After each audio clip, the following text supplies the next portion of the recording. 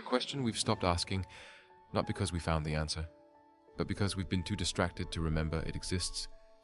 Am I actually living, or just existing in a loop someone else designed for me? From the moment you wake up, your attention is hijacked. Notifications, news, deadlines, demands. The day rushes forward like a high-speed train you didn't choose to board, and yet you sit there gripping the rails, pretending you're the one driving it. You were promised a future of freedom, that technology would unlock joy, that being connected would mean less loneliness, that if you followed the map, study hard, work harder, buy things, climb ladders, you'd eventually arrive at that elusive place called happiness. But somewhere along the way, you started noticing cracks. The more you bought, the emptier you felt. The more you achieved, the more distant peace became. You have access to everything, information, entertainment, people, yet you're starved for something you can't name. It's not an accident. You've been taught to see progress as salvation, to trust that every advancement brings you closer to wholeness. But no one told you that these same advancements can quietly hollow you out. They've designed a world where silence is unbearable, where stillness is suspicious, where self-worth is measured in metrics, followers, likes, income, output. You are constantly nudged to perform, to optimize, to consume, because if you stopped, even for a moment, you might remember that you are more than a machine. And that memory is dangerous to a system built on your forgetting. What they won't tell you is that discomfort, the feeling you've been taught to drown with distractions, is not your enemy. It's your soul resisting the role it never agreed to play. It's the signal that your inner world is suffocating under layers of noise, expectation, and false identity. Every scroll, every purchase, every new notification was meant to keep that voice quiet. Because if you really heard it, you'd start asking impossible questions. You'd stop running. You'd start waking up. There's a kind of exhaustion no sleep can cure. A spiritual fatigue that comes from living a life that isn't yours. And most people never stop long enough to notice it. They just keep moving, faster and faster, chasing a version of happiness sold to them like a product. But speed isn't clarity. Acceleration isn't purpose. And you can only outrun yourself for so long. Let me ask you something you probably haven't asked yourself in a while. If no one was watching, if no one was applauding or judging, what would you do with your life? Not what's expected, not what sounds impressive. What would you do if all the noise disappeared? If that question stings, good. That sting is the beginning of truth. And the truth is, the life you've been living may not be yours at all. And this is where the illusion deepens. Because modern life doesn't just distract you, it convinces you that the distraction is the point. It rewards busyness over depth, noise over reflection, appearance over authenticity. The game is not to wake up, it's to play along. Smile for the camera, chase the next goal, collect experiences like trophies and post them like proof that you're winning. But inside, something still doesn't sit right. And when the music stops, when the phone dies, when the room falls silent, you're left with a question no one trained you to answer. Why do I feel so empty, even when I've done everything right? That's the paradox they've built around you. A life where you have more than ever, and yet feel less alive than ever. You've been convinced that comfort equals fulfillment. That if you just earn a bit more, upgrade one more thing, reach one more milestone, the ache inside you will finally dissolve. But the truth is, you've just been numbing it. The hunger you feel isn't for more stuff, it's for meaning, for purpose, for connection that can't be bought or performed or posted. You were not meant to live a life chasing validation like a currency. You were meant to live a life that feels real in your bones, even when no one else sees it.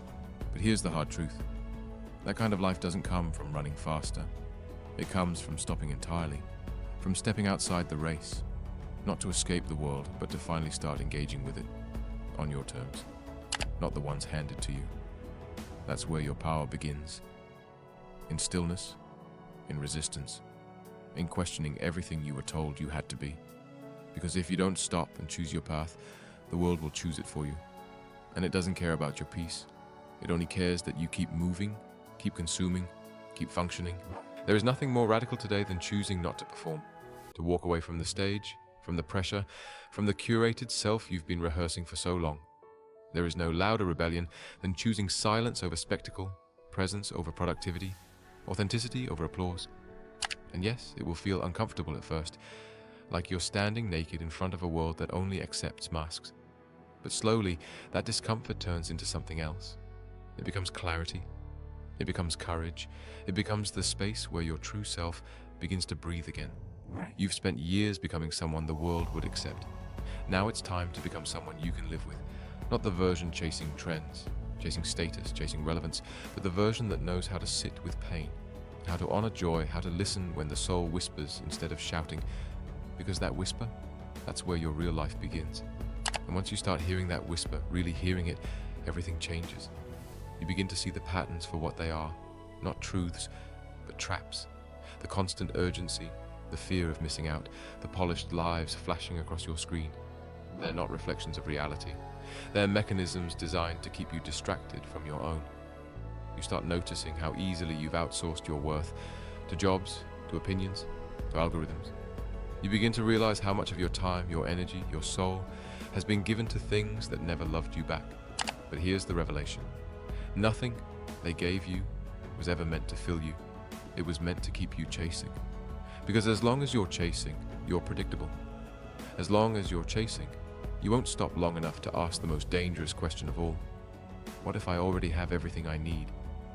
Not in a material sense, but something deeper. The ability to choose, to redirect, to walk away. You see, freedom was never about doing whatever you want whenever you want. Real freedom is living a life that doesn't require you to abandon yourself in order to survive. And that kind of freedom is terrifying, because it asks for more than rebellion.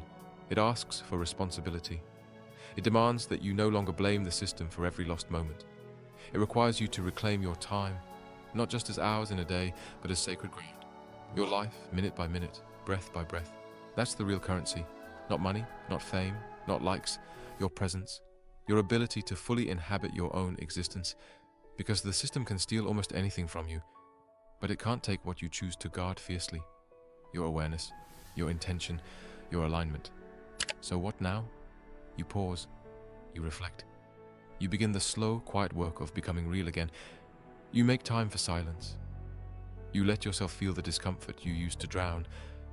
You reconnect with your breath, with your body, with people not through screens but through presence.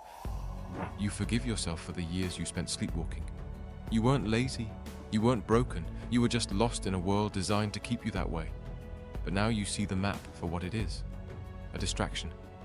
And you choose instead to follow a compass, one that was always there. Buried, perhaps. Rusted, maybe, but yours. And maybe that's the point of all this. Not to escape modernity, not to go live in a cave or reject every convenience, but to live with your eyes open. To take the tools, not as masters, but as servants. To remember that the purpose of life is not to be efficient, but to be alive. Not to impress, but to feel. Not to win, but to exist. Fully, honestly, even imperfectly. Because in the end, the life that matters is not the one that gets the most attention, but the one that feels the most true. So before you move on, ask yourself, am I living my life, or just playing a part I didn't write? If the answer makes you uneasy, good. That means there's still time. Time to rewrite the story, time to slow down, listen deeper, and step off the stage. Because the moment you stop performing is the moment you finally begin to live. If this video stirred something in you, if it helped you see things differently, even just for a moment, take a second to like, share, and subscribe. Not for vanity, but because these conversations matter. And the more we spread them, the more people we can wake up together.